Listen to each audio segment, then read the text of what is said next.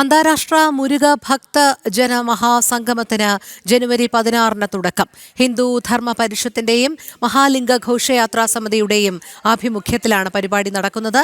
മുരുക പൂജകളും ഭജനകളും ഭക്തിഗാന സുധകളുമെല്ലാം 3 ദിവസം നീളുന്ന മുരുക സംഗമത്തിന്റെ ഭാഗമാകും. മുരുകഭക്തിയിലൂടെ ആത്മീയ ഉണർവും ഐക്യവും എന്ന ലക്ഷ്യത്തോടെയാണ് 3 ദിവസം നീളുന്ന അന്താരാഷ്ട്ര മുരുകഭക്തജന മഹാസംഗമം സംഘടിപ്പിക്കുന്നത്. ജനുവരി 16, 17, 18 തീയതികളിൽ തിരുവനന്തപുരം പൂജപ്പുര മൈതാനത്താണ് പരിപാടി നടക്കുക. ഹിന്ദുധർമ്മ പരിഷത്തിന്റെയും മഹാലിംഗ ഘോഷയാത്രാ സമിതിയുടെയും ആഭിമുഖ്യത്തിലാണ് മഹാസംഗമം.